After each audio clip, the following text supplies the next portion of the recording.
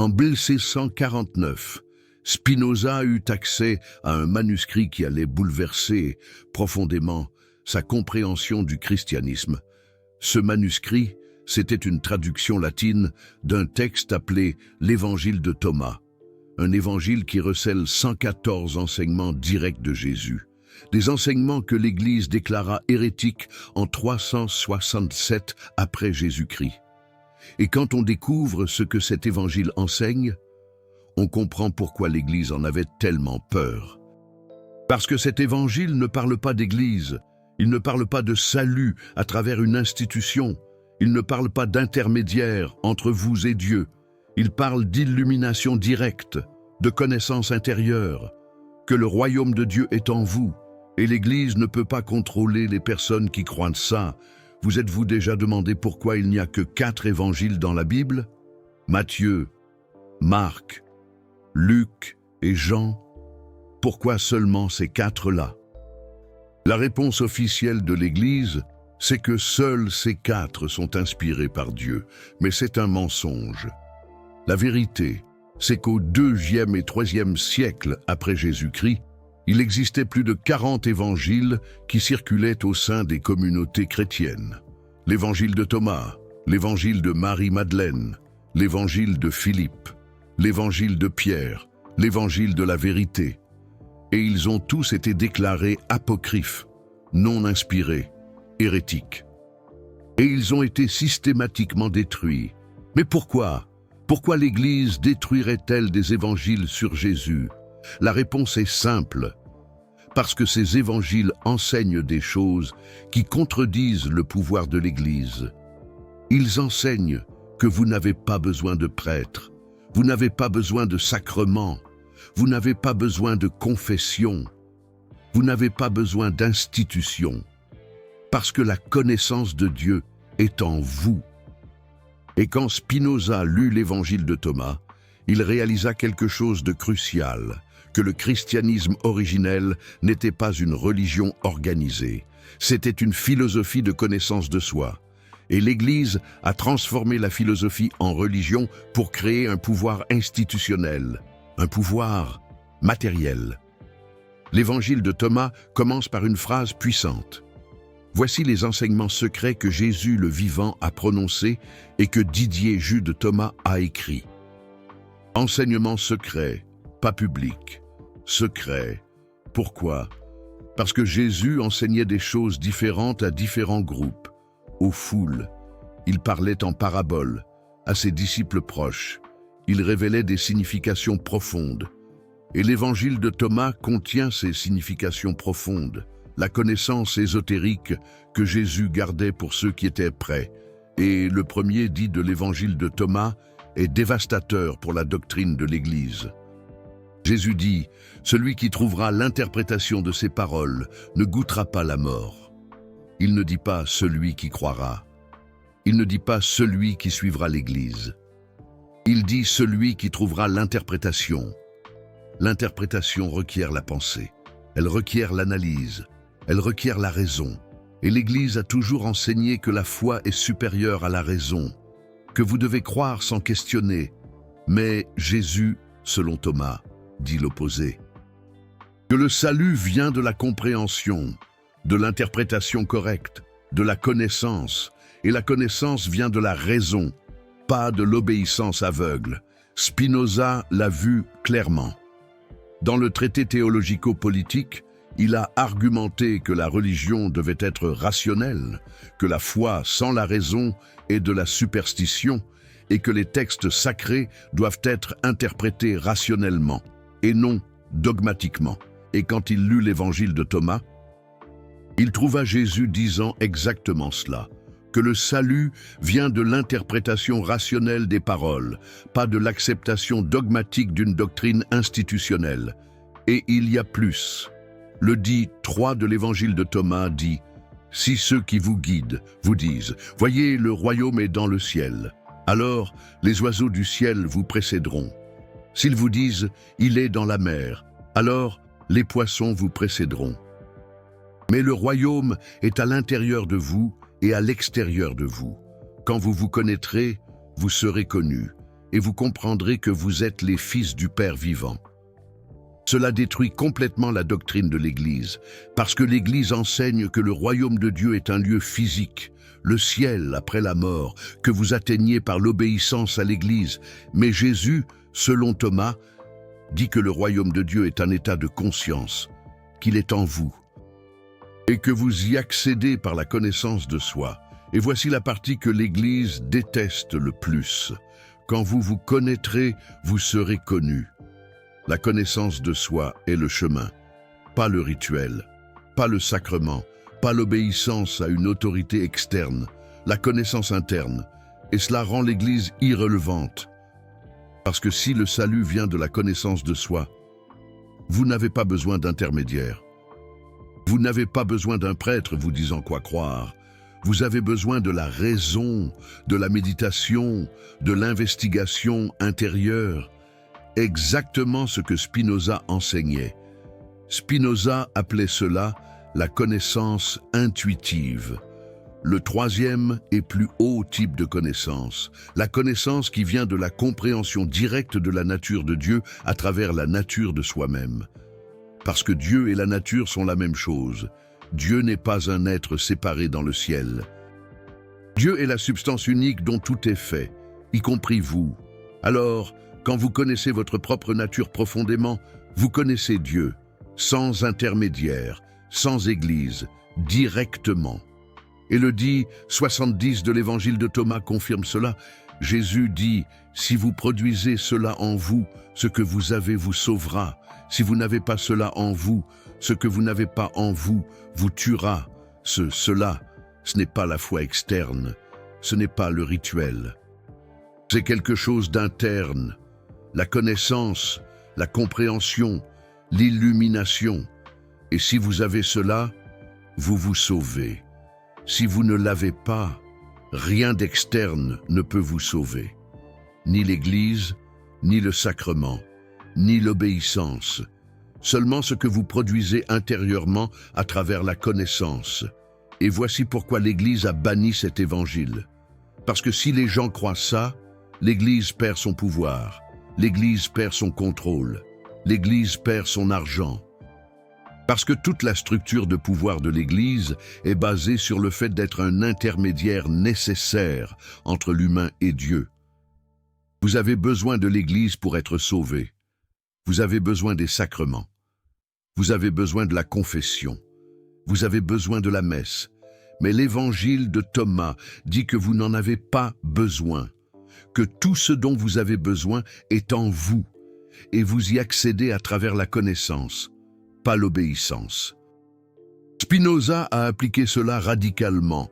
Il a rejeté toute autorité religieuse institutionnelle. Il a argumenté que chaque personne a le droit d'interpréter les Écritures par elle-même, qu'aucun prêtre, aucun rabbin, aucune autorité n'a le droit d'imposer une interprétation, et que le salut, s'il existe, vient de la compréhension rationnelle de Dieu à travers la compréhension de la nature, et la synagogue l'a excommunié, tout comme l'Église l'aurait fait. Parce que les autorités religieuses ne tolèrent pas l'indépendance intellectuelle. C'est intolérable. Et le dit 108 de l'évangile de Thomas est encore plus direct. Jésus dit, « Celui qui boira de ma bouche deviendra comme moi. Moi-même, je deviendrai lui. Et les choses cachées lui seront révélées. » Vous devenez comme Jésus, pas un suiveur, égal. Et les choses cachées sont révélées directement à vous, pas à travers l'Église, pas à travers un prêtre, directement. C'est la gnose, la connaissance directe, et l'Église a toujours combattu la gnose, parce que la gnose rend l'Église inutile, et il y a quelque chose de plus perturbant. Le dit 114, le dernier de l'évangile de Thomas. Simon-Pierre leur dit, « Que Marie s'éloigne de nous, car les femmes ne sont pas dignes de la vie. » Jésus répond, « Voyez, je la guiderai pour la rendre masculine, afin qu'elle aussi devienne un esprit vivant semblable à vous, hommes. Car toute femme qui deviendra masculine entrera au royaume des cieux. » Cela semble misogyne, mais ce n'est pas le cas. C'est symbolique, masculin et féminin. Dans le gnosticisme, ne sont pas des genres physiques, ce sont des principes. Masculin est actif, rationnel, spirituel, féminin est passif, émotionnel, matériel. Et Jésus dit que le salut requiert d'équilibrer ces principes, de devenir complet, d'intégrer raison et émotion, esprit et matière. Mais l'Église a interprété littéralement et a utilisé cela pour justifier l'exclusion des femmes. Pierre dit que les femmes ne sont pas dignes, et l'Église a acquiescé. Elle a interdit aux femmes d'être prêtres, d'enseigner, de diriger, et a retiré tous les évangiles qui montraient des femmes en position de leadership, comme l'évangile de Marie-Madeleine, qui montre Marie comme la disciple principale de Jésus, supérieure à Pierre, et Pierre jaloux d'elle. Spinoza a vu la supercherie. L'Église n'a pas préservé les textes qui révélaient la vérité. Elle a préservé les textes qui consolidaient son pouvoir et a détruit tout ce qui menaçait sa hiérarchie, tout ce qui enseignait la connaissance de soi, tout ce qui donnait un pouvoir direct à l'individu, et elle a appelé cela la protection de la foi, mais c'était la protection du pouvoir institutionnel.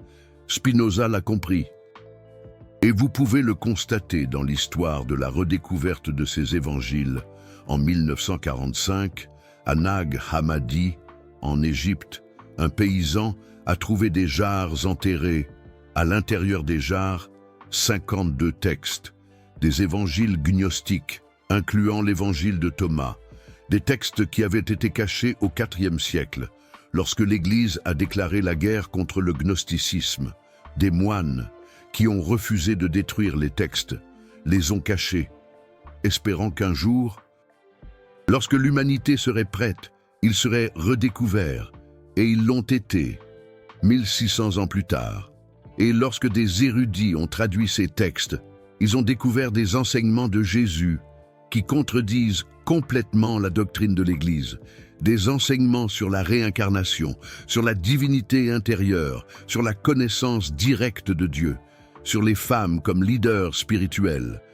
Tout ce que l'Église a supprimé. Mais voici ce que Spinoza a découvert qui change tout.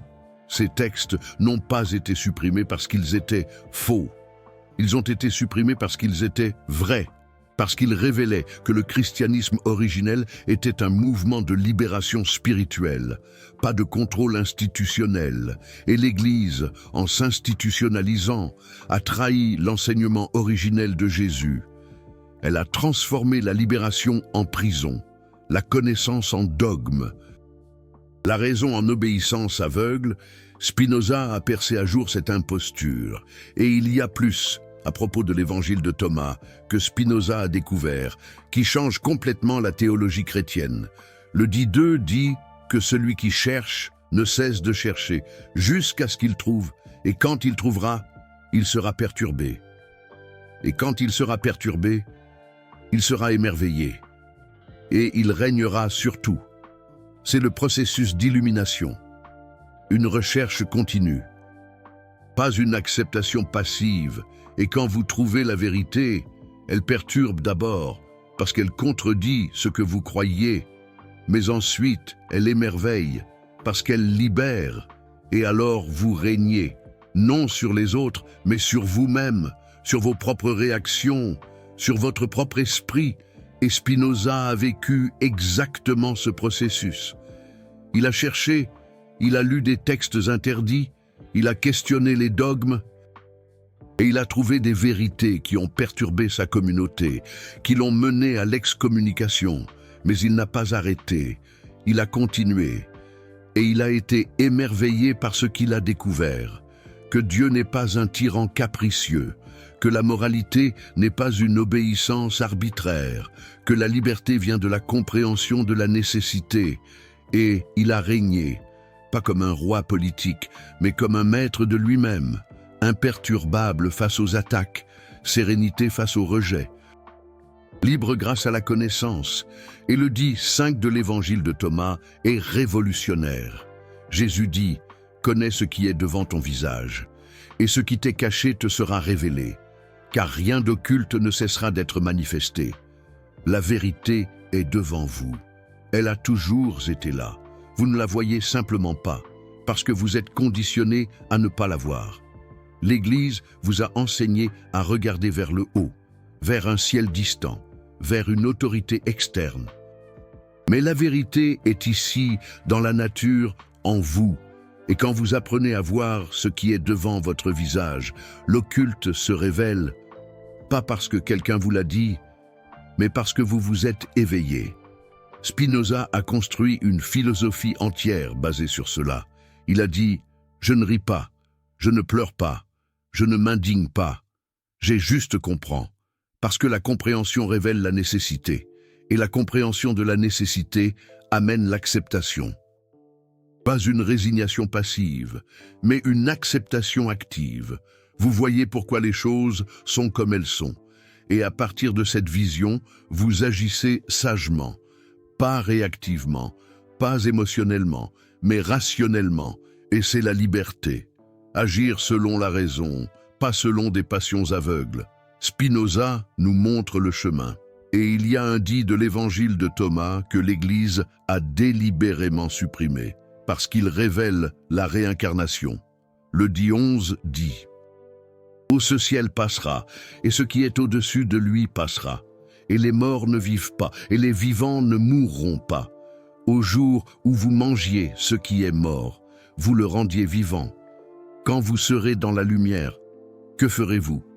Au jour où vous étiez un, vous êtes devenu deux. Mais quand vous deviendrez deux, que ferez-vous?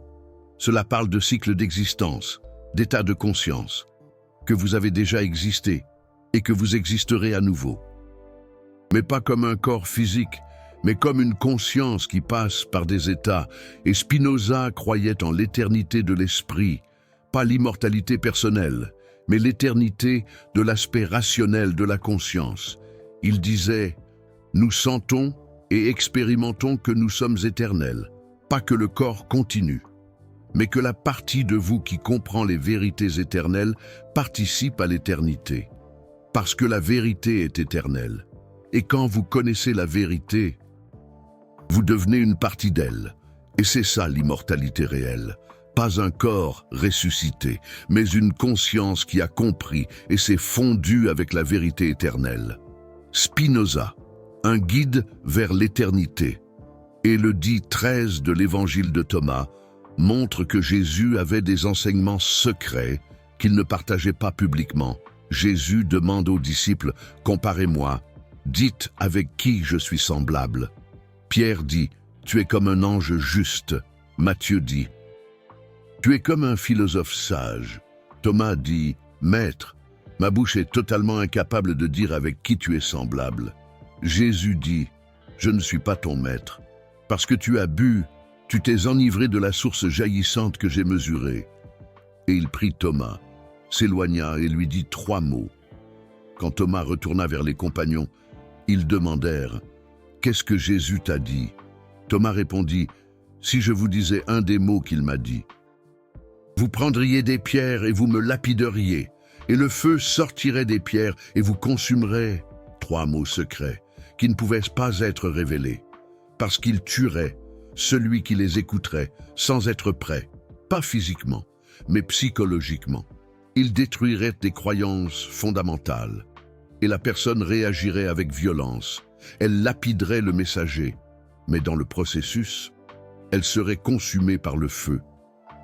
Par le conflit interne entre la nouvelle vérité et les anciennes croyances, Spinoza a expérimenté ça. Quand il a révélé ses idées, il a été menacé. Il y a eu une tentative d'assassinat. Quelqu'un a essayé de le poignarder dans la synagogue. Spinoza, martyr de la vérité, et il a gardé ce manteau déchiré par le couteau, comme un souvenir. De quelle vérité dangereuse provoque la violence? De quelle personne préfère tuer le messager plutôt que de remettre en question leurs croyances? Et il a continué à enseigner, mais avec prudence.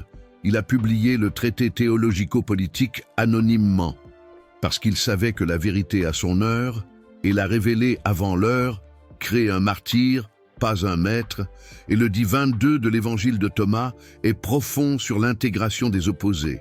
Jésus a vu des enfants qui t'étaient. Il a dit à ses disciples, « Ces enfants qui t'étaient sont comme ceux qui entrent dans le royaume. » Ils lui ont demandé, « Alors, en étant petits, entrerons-nous dans le royaume ?» Jésus a répondu, « Quand vous ferez des deux un, et quand vous ferez de l'intérieur comme l'extérieur, et de l'extérieur comme l'intérieur, et du haut comme du bas, et quand vous ferez du masculin et du féminin un seul, de sorte que le masculin ne soit pas masculin, ni le féminin féminin, quand vous ferez des yeux à la place d'un œil, et une main à la place d'une main, et un pied à la place d'un pied, une image à la place d'une image, alors vous entrerez dans le royaume. C'est de l'alchimie spirituelle, intégration des dualités. Vous ne niez pas le masculin ou le féminin. Vous transcendez la dualité. Vous voyez que ce sont des aspects de la même chose. Vous ne niez pas l'intérieur ou l'extérieur. Vous voyez que ce sont des reflets l'un de l'autre. Ce qui est en dedans est comme ce qui est en dehors. Ce qui est en haut est comme ce qui est en bas. Et quand vous arrêtez de voir la séparation, quand vous voyez l'unité, vous entrez dans le royaume, qui est la compréhension de l'unité fondamentale de toutes. Et Spinoza a enseigné exactement cela, le monisme. Tout est un. Dieu et la nature sont la même chose. L'esprit et le corps sont des aspects de la même substance. La pensée et l'extension sont des attributs du même être. Il n'y a pas de dualité fondamentale.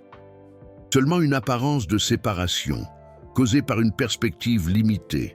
Et quand vous élargissez votre perspective, quand vous voyez la totalité, les séparations disparaissent, et vous percevez l'unité.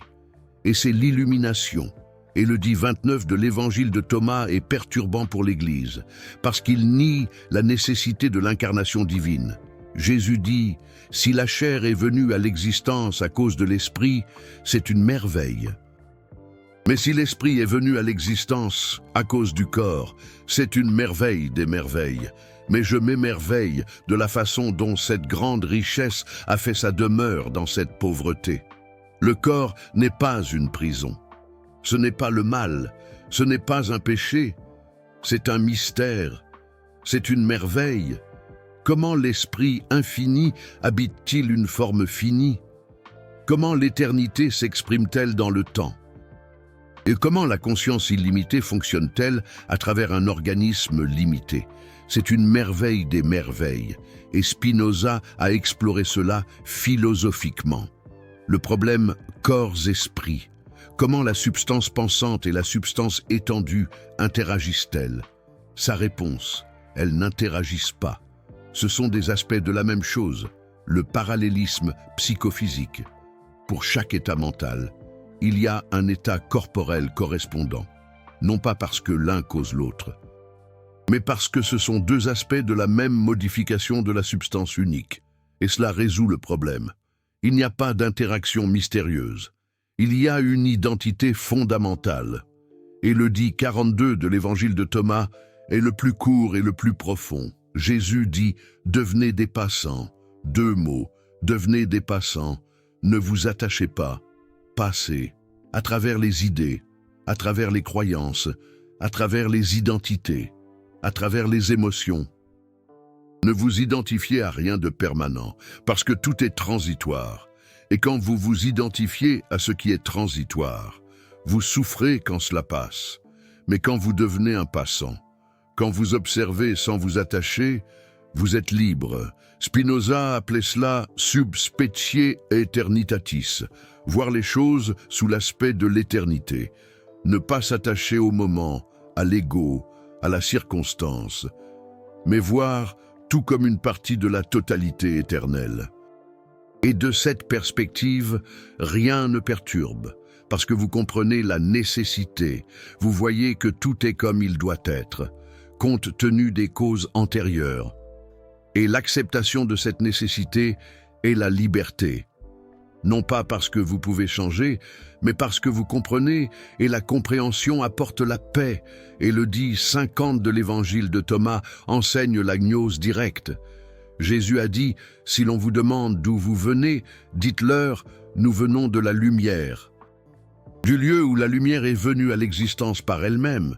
Si l'on vous demande qui vous êtes, dites « Nous sommes ses enfants et nous sommes les élus du Père vivant ». Si l'on vous demande quel est le signe de votre Père en vous, dites-leur « C'est le mouvement et le repos ». Vous venez de la lumière, la conscience fondamentale, et le signe de cela en vous est le mouvement et le repos, la capacité d'agir et d'être tranquille, de penser et de faire taire la pensée. De bouger et de s'apaiser, c'est la divinité en vous, et Spinoza a enseigné que l'essence de Dieu est la puissance, la capacité d'agir, le conatus, l'effort de chaque chose pour persévérer dans son être. Et plus vous agissez selon votre propre nature, plus vous êtes divin, parce que Dieu est action pure, pas passivité, et l'humain libre est celui qui agit selon la raison, pas selon des passions imposées de l'extérieur. Et c'est la béatitude. La joie qui vient de l'action authentique. Et le 10,77 de l'évangile de Thomas est révolutionnaire. Jésus a dit « Je suis la lumière qui est sur eux tous. Je suis le tout. Le tout est sorti de moi et le tout est retourné à moi. Fendez le bois. Je suis là. Soulevez la pierre et vous m'y trouverez. Dieu n'est pas dans un temple distant. Dieu est dans le bois, dans la pierre, en tout, le panthéisme ou le panenthéisme. Dieu et le monde ne sont pas séparés. Dieu est la totalité de ce qui existe, et vous trouvez Dieu, non pas en priant dans une église, mais en reconnaissant la divinité en tout, dans la nature, dans la matière, en vous. Et c'est exactement ce que Spinoza a enseigné et pour lequel il a été excommunié. De sive natura, Dieu, c'est-à-dire la nature. Ce ne sont pas deux, ce sont des noms pour la même chose. Et c'était une hérésie, tant pour les Juifs que pour les chrétiens. Parce que si Dieu est la nature, alors il n'y a pas de surnaturel, il n'y a pas de miracle, il n'y a pas de révélation spéciale, seulement la nature opérant selon des lois nécessaires. Et la religion devient l'étude de la nature, pas l'obéissance à des commandements arbitraires. Et le 10,106 de l'évangile de Thomas enseigne la création par la parole. Jésus a dit « Quand vous ferez des deux un, vous deviendrez fils de l'homme, et quand vous direz « Montagne, bouge-toi », elle se mouvra. » Ce n'est pas de la magie, c'est le pouvoir de la conscience unifiée, quand vous éliminez la contradiction interne, quand vous intégrez l'esprit et l'émotion, la raison et le désir, alors votre parole a du pouvoir, pas un pouvoir surnaturel, mais un pouvoir d'alignement. Quand vous dites quelque chose avec la totalité de votre être, sans doute, sans conflit, cela se manifeste parce que vous agissez de manière cohérente et une action cohérente déplace des montagnes. Spinoza a enseigné cela comme un conatus libre. Quand vous agissez selon votre vraie nature, sans conflit interne, sans passion contradictoire, vous avez le pouvoir maximal. Vous réalisez ce que vous décidez, non pas par miracle, mais par alignement. Et plus vous connaissez votre propre nature, plus vous agissez selon la raison, plus vous êtes libre, et plus vous avez de pouvoir, pas sur les autres, mais sur vous-même, et sur la réalisation de votre propre potentiel. Et il y a quelque chose à propos de la découverte de Nag Hammadi, qui est fascinant. Les textes ont été trouvés par accident. Un paysan nommé Jean-Pierre cherchait de l'engrais, et il a trouvé une jarre en terre cuite. Initialement, il a eu peur de l'ouvrir. Il pensait qu'elle pouvait contenir des djinns, des esprits maléfiques. Mais l'avarice l'emporta sur la peur. Il pensa qu'il pouvait contenir de l'or. Il brisa la jarre et trouva des livres, des codex de papyrus reliés en cuir, 13 livres, contenant 52 textes, et il les emporta chez lui. Et voici le détail incroyable. Sa mère utilisa une partie des papyrus pour allumer le feu. Elle ignorait que c'étaient des textes vieux de 1600 ans, des évangiles perdus, de Jésus. Elle ne voyait que du vieux papier, et le brûla. Impossible de savoir ce qui fut perdu. Quels enseignements furent réduits en cendres dans le foyer d'une paysanne égyptienne, mais le reste survécut, et quand les érudits les virent, ils réalisèrent l'ampleur de la découverte. C'était une bibliothèque gnostique entière, cachée quand l'Église déclara la guerre contre le gnosticisme et préservée pendant 1600 ans dans le désert égyptien. Et vous pouvez voir un parallèle avec la vie de Spinoza. Ses livres furent aussi presque perdus. Après sa mort, les autorités tentèrent de supprimer ses œuvres. Le traité théologico-politique fut banni. L'éthique fut considérée comme dangereux. Et pendant des décennies, ses idées circulèrent secrètement dans des copies manuscrites entre des cercles de libres penseurs, jusqu'à ce que finalement, des siècles plus tard, elles furent reconnues comme fondamentales pour la philosophie moderne. Mais combien d'autres textes furent complètement perdus? Combien d'autres philosophes furent réduits au silence à jamais? Et combien de vérités moururent avec eux? Et cela montre un schéma historique. Les autorités essaient toujours de contrôler la connaissance, de brûler des livres, de bannir des idées, de tuer des messagers, et elles échouent, toujours, éventuellement, parce que la vérité est résiliente. Quelqu'un cache des textes dans des jarres, dans le désert. Quelqu'un copie des manuscrits secrètement. Quelqu'un transmet oralement, et des siècles plus tard, la vérité ressurgit. Pas parce que un miracle, mais parce que les humains ont un instinct de préserver la connaissance, même quand elle est dangereuse, surtout quand elle est dangereuse. Et quand vous comprenez cela, tout change. Vous arrêtez de chercher le salut à l'extérieur. Vous arrêtez d'espérer que l'Église vous sauve, qu'un rituel vous purifie, qu'un sacrement vous justifie, et vous commencez à chercher la connaissance intérieure, la compréhension de votre propre nature, et à travers cela, la compréhension de Dieu. Parce que Dieu n'est pas séparé de vous. Dieu est la substance dont vous êtes fait, et connaître cela est libération. Spinoza vécut cela radicalement, excommunié à 23 ans, rejeté par la communauté religieuse, mais libre. Libre de penser, libre de questionner, libre de chercher la vérité à travers la raison.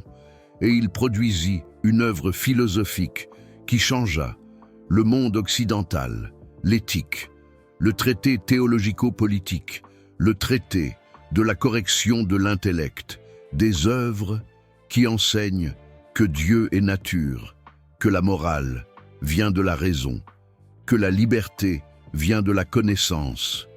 Tout basé sur le principe que l'évangile de Thomas enseigne.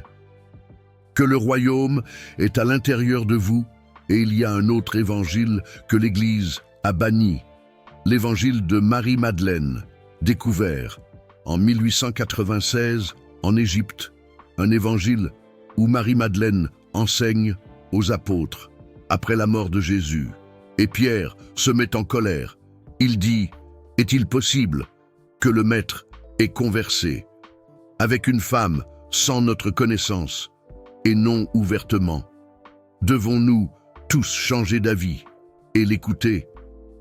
L'a-t-il préféré à nous ?» Et Lévi répond: « Pierre, tu as toujours été tempéramental.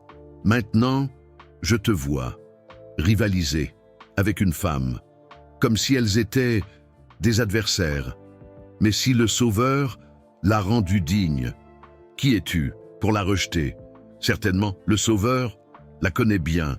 C'est pourquoi il l'a aimée, plus que nous. L'Église n'a pas aimé cela, parce que cela montre Pierre comme jaloux, insécure compétitif. Exactement, l'opposé de l'image de rocher sur lequel Jésus a construit l'Église et montre Marie comme leader, comme maître, comme préféré de Jésus. Et l'Église a basé toute l'autorité apostolique sur Pierre. Si Pierre n'était pas le principal, alors la papauté n'a pas de légitimité. Alors, l'Église a banni l'évangile de Marie et a transformé Marie-Madeleine en prostituée repentie. Non, en apôtre des apôtres. Non, en leader spirituel, en exemple de pécheresse sauvée par Jésus, rabaissée, contrôlée, neutralisée. Spinoza perçut ce schéma. Dans toute la théologie institutionnelle, les autorités religieuses ne préservent pas la vérité. Elles préservent le pouvoir. Et la vérité est manipulée, distordue ou détruite quand elle menace la hiérarchie. Et cela n'arrive pas seulement dans le christianisme, cela arrive dans le judaïsme, dans l'islamisme, dans toute religion organisée, parce que l'organisation requiert le contrôle, et le contrôle requiert de limiter l'accès à la vérité. Et vous pouvez voir cela au Concile de Nicée en 325, après Jésus-Christ. Constantin, empereur romain, réunit les évêques pour décider quel texte serait considéré comme écriture sacrée. Et le critère n'était pas la vérité, c'était l'utilité politique. Les textes qui soutenaient l'unité impériale furent inclus. Les textes qui promouvaient la diversité d'interprétation furent exclus. Et le résultat fut le canon biblique. Non une révélation divine, mais une construction politique. Et il y a des preuves de cela. Athanase d'Alexandrie écrivit une lettre en 367, listant les 27 livres du Nouveau Testament, et ordonna que tous les autres textes soient détruits, brûlés, effacés. Et les moines obéirent, excepté quelques-uns qui cachèrent des textes dans des jarres, dans le désert. Et c'est pourquoi nous avons Nag Hammadi. Mais combien d'autres textes furent complètement perdus? Combien d'enseignements de Jésus furent effacés pour toujours? Impossible de savoir. Spinoza argumenta que c'était un crime contre la connaissance que détruire des textes anciens pour des motifs doctrinaires est un barbarisme intellectuel, et que le devoir du philosophe est de récupérer ce qui fut supprimé, d'étudier ce qui fut banni et de révéler ce qui fut caché, parce que la vérité ne craint pas l'investigation. Seulement, le mensonge a besoin de censure, et quand vous lisez les évangiles gnostiques avec un esprit ouvert, vous découvrez des enseignements profonds. L'évangile de Philippe enseigne que la résurrection n'est pas un événement futur, c'est un éveil présent. Vous ressuscitez quand vous vous éveillez à la vérité, quand vous cessez de vivre dans l'ignorance et passez à vivre dans la connaissance. Cela est résurrection, pas un corps physique sortant de la tombe, mais une conscience s'éveillant d'un sommeil spirituel. Et l'évangile de la vérité enseigne que l'erreur n'est pas un péché moral, c'est de l'ignorance. Vous vous trompez, parce que vous ne connaissez pas, et le salut est la connaissance qui corrige l'erreur. Pas une punition externe, pas un sacrifice vicaire, mais une illumination interne. Et cela change complètement la moralité.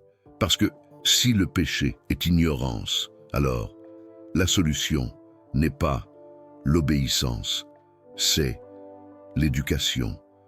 Ce n'est pas la confession, c'est la compréhension. Ce n'est pas un rituel, c'est la raison. Spinoza construisit un système éthique complet, basé sur cela. Dans l'éthique, il argumente que le bien et le mal ne sont pas des catégories absolues, imposées par Dieu. Ils sont relatifs. Le bien est ce qui augmente votre capacité d'action. Le mal est ce qui diminue. Et vous découvrez cela à travers la raison, à travers la compréhension des causes et des conséquences. Non, à travers l'obéissance à des commandements arbitraires. Et c'est exactement ce que les évangiles gnostiques enseignent, que la moralité vient de la connaissance, pas de l'autorité. Et l'application pratique pour votre vie est révolutionnaire. Arrêtez de chercher une validation religieuse externe. Arrêtez de croire qu'un prêtre a le pouvoir d'absoudre vos péchés. Arrêtez de penser qu'un rituel a le pouvoir magique de changer votre nature. Et commencez à chercher la connaissance de soi, la connaissance du fonctionnement de l'esprit, la connaissance du fonctionnement des émotions, la connaissance de la façon dont les pensées créent la réalité. C'est le royaume à l'intérieur de vous, et y accéder, c'est le salut véritable, car lorsque vous connaissez votre propre esprit, vous cessez d'être contrôlé par lui. Lorsque vous comprenez vos émotions, vous cessez d'en être l'esclave. Lorsque vous comprenez vos pensées, vous pouvez choisir lesquelles cultiver. Et ça, c'est la liberté. Pas la liberté des conséquences, mais la liberté de l'ignorance. La liberté qui vient de la connaissance. Exactement ce que Jésus enseignait dans l'évangile de Thomas. Et exactement ce que l'Église a supprimé. Parce que la liberté ne peut pas être contrôlée. Spinoza l'aurait compris. Vous venez de découvrir quelque chose que l'Église a caché pendant 1700 ans. Que Jésus n'enseignait pas une religion, il enseignait une philosophie. Il n'enseignait pas l'obéissance, il enseignait la connaissance. Il n'enseignait pas la dépendance à une institution, il enseignait l'autosuffisance spirituelle. Et l'Église a détruit ces enseignements parce qu'elle ne pouvait pas en tirer profit. Elle ne pouvait pas contrôler grâce à eux. Elle ne pouvait pas construire un empire basé sur eux. Alors elle a construit un empire basé sur une version déformée et a qualifié la version originale d'hérésie. Chaque vidéo comme celle-ci exige de rechercher des textes anciens auxquels la plupart n'ont jamais accédé, de comparer des traductions, d'étudier le contexte historique et de reconstruire ce qui a été délibérément effacé. Le Super Thanks juste en dessous, ce n'est pas seulement un soutien. C'est vous qui dites que la vérité compte plus que la tradition, que la connaissance compte plus que le dogme et que la révélation compte plus que le contrôle institutionnel. Cliquez là et montrez que vous êtes du côté de la vérité, pas de la censure. Et maintenant, une question directe. Si vous aviez accès à l'évangile de Thomas complet, le liriez-vous, sachant que l'Église l'a déclaré hérétique, sachant que cela pourrait complètement changer votre vision du christianisme? Si oui, commentez « vérité ». Parce que cela montre que vous valorisez la connaissance au-dessus de l'autorité et que vous êtes prêt pour des enseignements qui libèrent, pas pour des dogmes qui contrôlent. Et si vous connaissez quelqu'un qui croit encore que l'Église a préservé toute la vérité sur Jésus, identifiez cette personne parce qu'une information comme celle-ci ouvre les yeux, montre que l'histoire est plus complexe que les sermons dominicaux ne le révèlent. Et que chercher la vérité originale requiert le courage de remettre en question les versions officielles. Partagez pour que plus de personnes découvrent ce qui a été caché. Spinoza aurait encouragé cette quête. Et souvenez-vous, celui qui trouve ceci, ce n'est pas un accident, c'est une reconnaissance. Vous étiez en train de chercher, consciemment ou inconsciemment, une vérité qui a du sens, des enseignements qui libèrent, une connaissance qui transforme. Et vous avez trouvé. Le royaume est à l'intérieur de vous. Il l'a toujours été. Il a seulement été caché par ceux qui profitent de votre ignorance. Maintenant, vous savez, utilisez cette connaissance. Questionnez les autorités. Cherchez les textes originaux. Et découvrez par vous-même ce que Jésus a réellement enseigné, pas ce que l'Église dit qu'il a enseigné. Spinoza lui-même a exploré ces thèmes dans son traité théologico-politique.